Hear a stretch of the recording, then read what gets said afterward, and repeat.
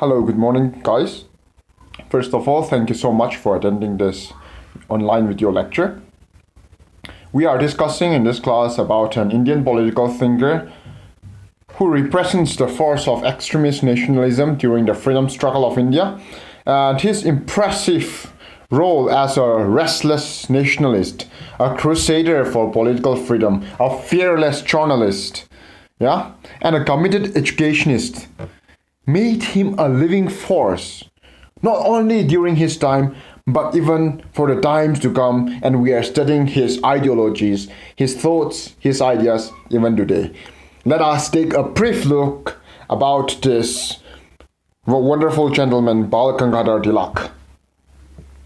Introduction. He was also known as Lok Manya, which means darling of the people, someone that the people adore. He was born on the 23rd July 1856 to 1st August 1924. Why I am always emphasizing on the dates and the place where he was born? Because it is this date and place, the era that a political thinker lived in, that influences his thinking, his ideology. Mind you, 1856. Which means during the era, during the time of the revolt of 1857, the policies that the British India Company, the British enacted during that time, the situation that he was in, the environment that he was in, inspired him. As a result of which, he will be little extremist, and at the same time, you can also say he is realist. He was a scholar, a mathematician, moreover a philosopher, an ardent nationalist, a strong nationalist, who helped lay the foundation for India's independence by building his own defiance of British rule into a national movement. He joined the Indian National Congress in 1779 and began as a moderate, but later on he changed his ideology. His famous slogan was, "The Swaraj is my birthright," he will often say, "and I will have it." This revolutionary slogan of Bal Gangadhar Tilak even still revokes the revolutionary thoughts and make the struggle for freedom energetic, vibrant. As I have stated, he joined the Indian National Congress in 1889, and at that time, 1889, Indian National Congress was formed in 1885. In 1889, the Congress leaders, they adopted the policy of prayer, petition. They adopted all this moderate approach, a very moderate approach, and resorted strong faith in the British sense of justice. The moderates believe that if the Britishers comes to know the plight, the suffering of the people of India, then they will automatically change the system. The British are learned. They have a faith in high ideology like liberalism, democracy, and if they understand the situation in India, they will surely change their policy and work according to the interest of the people, since the people of the British, they are an ardent follower of liberalism and democracy. But that was not so. Although Tilak began as a moderate, but later on his impression changes. And in 1897, this is what he said. He said, "For the last 20 years, we have been shouting ourselves loudly, desiring that the government should hear us. But our shouting has no more affected the government than the sound of a gnat or than the sound of a fly. Our shouting, our demand to the government, to the British, has not affected the government in any way. And that is why we must change our stand, we must change our technique, we must change our policy towards the British government. He strongly began to advocate the policy of liberation of India by saying that our freedom lay not in supplication, but in self-assertion, not in submission to the Britishers, but in direct action. No more petition, no more prayers. Now we act. It is time for us to act. That is why he says, political rights, he said, will have to be fought for. It is not, political rights will not be given, will not come down from heaven. You have to fight for your rights. Freedom is not free. And every generation must work for their own freedom, work for their own political rights. Rights will have to be fought for. It is not something given. It is not a gift. The moderates think, he said, the moderates think that these can be won by persuasion, by prayer and petition. But we think, he said, they cannot be won and can only be got by strong pressure. We have to fight for it. If you want it, you fight for it. You do not just get your rights like that. Yeah? You fight for it, and then you get it. That is Bal Gangadhar Tilak. And as I have stated again earlier, he followed the ideology to the core. His slogan, revolutionary slogan, was Swaraj, which is some way equivalent to freedom. Swaraj is my birthright, and I will have it. I shall have it. I have every right to have it, because it is mine. It is my birthright. It is given to me from birth, and it is not given by the British. So we must fight for it. We must have it. To have this birthright, since it is taken away by the British, we must fight for it and snatch it from the British back. Having studied that, having discussed that, now let's see the political goals. Political goals of Bal Gangadhar Tilak. An in-depth analysis. When we analyze his thoughts carefully, analyzing his changing role performance during the struggle will reveal that he was neither an extremist nor a moderate, but he is a realist, a real realist. How do we understand that? How do we know that he is a realist?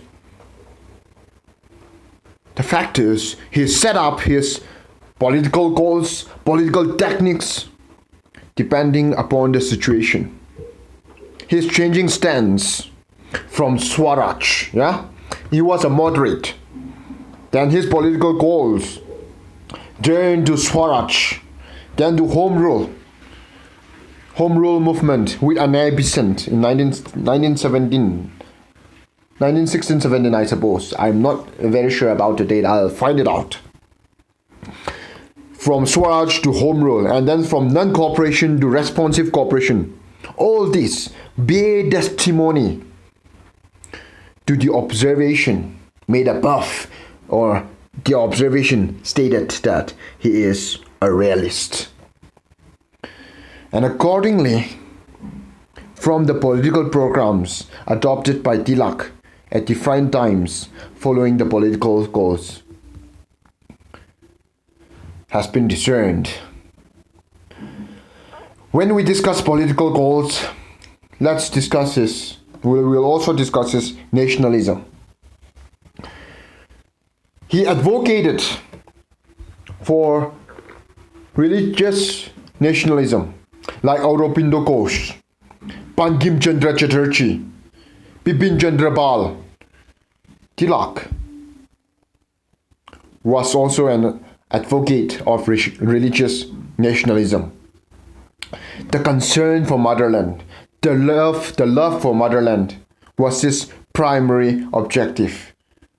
And hence, during the partition of Bengal, he will say, this is what he said: the partition grievance will be the edifice. The partition grievance will be the edifice, which means something that will help the country to move forward, large and impressive, will be the edifice for regeneration of India. Do not give up, my dear fellow friends, my dear fellow countrymen. Do not give up this partition or this grievance, for the whole India is at your back. Your love for nation is one's first duty. Next to it comes your religion. Next to it comes government.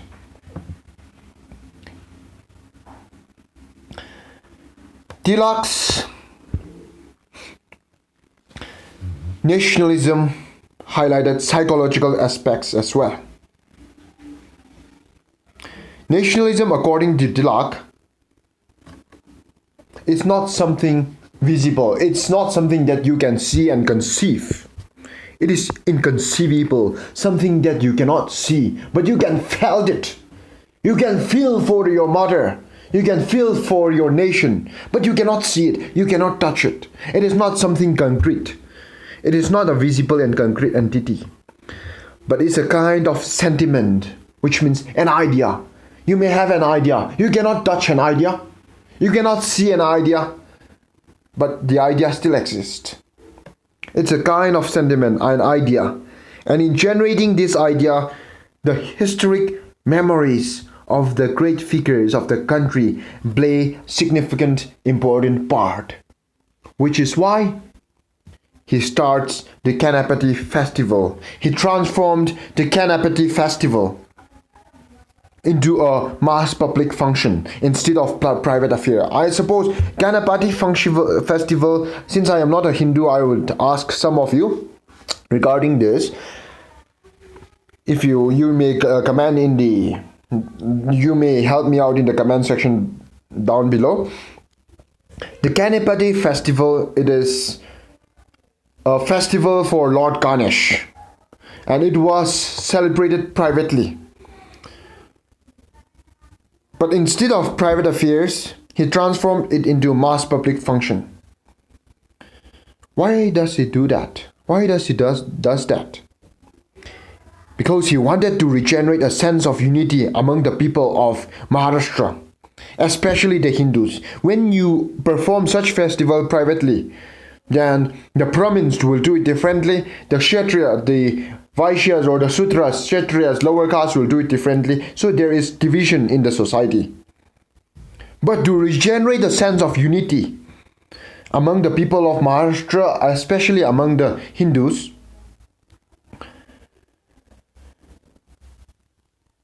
he organized the Ganapati festival, and in such public function, both Brahmins and non-Brahmins could take part. Apart from that, he also introduced Shivaji festival. Who is Shivaji? Mahendra Shivaji, or Maharaja Shivaji, the great Shivaji, who stood up against the mighty Mughal Empire then. First, he introduced Shivaji festival to make people nostalgia, to make them feel like long for the past glory, nostalgia about India's past, and confidence in them. Shivaji could stood up against the mighty Mughal Empire, then why not the people of India against the Britishers? That was his target. That was his object. Shivaji was a great historic figure and was the symbol of resistance against the unjust and oppressive rule. If I'm not wrong, I suppose Shivaji lived during the time of Aurangzeb. He was the one who rose against one of the Mughal Empire because of their injustice and oppression. Oh yes, some critics criticize Bal Gangadhar Tilak for bringing anti-Muslim symbol, but that was not the goal of, that was not his intention. That was not the intention of Bal Gangadhar Tilak. When he brought about Shivaji, he was trying to tell the people of India that Shivaji could stand up against injustice and oppression. So also the people of India can stand up against injustice and oppression towards the British. Just as Shivaji opposed the oppressive rule of Muslim, he called upon the people, both Hindus and Muslims, to stand up against the oppressive rule of British bureaucracy.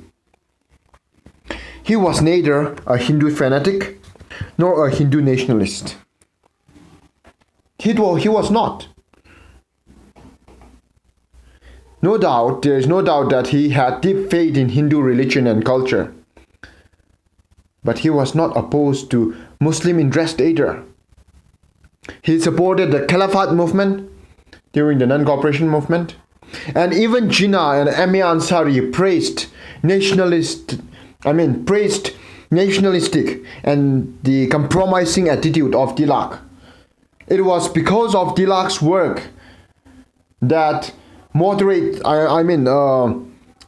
of Tilak's effort and work that the Lucknow Pact of 1916 could be achieved. I don't know if I put it in the screen. Yeah. It was because of the effort of Tilak that Lucknow Pact could be achieved in 1916, which brought about the unity of both Hindus and the Muslims. Hence, we can say he was neither a Hindu fanatic nor a Hindu nationalist. During the Lucknow session, he declared, in the Lucknow session of the Indian National Congress, he proclaimed, Swaraj is the birthright of every Indian. He also once wrote, Swaraj is the foundation. Swaraj is the foundation, not the height of our prosperity. It is the foundation, means it is something basic that we must have. We need this in order to attain a prosperous life. We need freedom. We need our Swaraj. It is not the foundation. It is not our achievement. It is not the height of our achievement or not the height of our prosperity, but it is a basic need of ours. It is our foundation. So we must have it. And after World War I, he also clarified his stand on Swaraj. He said, Swaraj does not mean, freedom does not mean severance or worsening of relationship with British Empire. It means management of Indian affairs must be in the hands of Indian people. By Swaraj, we do not mean that we are going to hate the Britishers. We are going to chase them out and we are not going to have any good relation with the Britishers. It doesn't mean that. What he was trying to say was, he clarified his stand and said, it means the management of the affairs of the Indians must be in our hands, we must govern ourselves, but not be governed by someone else from outside who trade with India in the beginning and then slowly and gradually rule over India. No, such people should not. Our own people must rule our nation. That was Bal Gangadhar Tilak.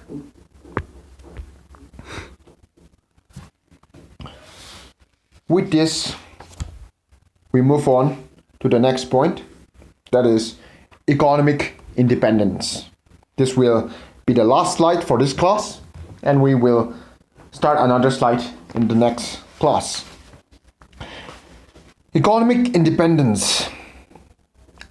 Tilak realized that Britishers were not simply satisfied with holding the ruling power in their hands. They also capture trade and industries. Why capturing trade and industry is important? the policy followed by the Britishers. You control the purse, you control the power. You control the money, you control the power. In other words, whosoever has the money has the power. So British knew this very well. They captured, they were not satisfied just ruling, having the power to rule, but also they were very much interested in capturing the trade and industries of India. And as a result of which, our trade, our industries, it was ruined. And our industry collapsed. Our agricultural product, raw materials went to British, and the finished products were sold in India in the Indian market at a very high price.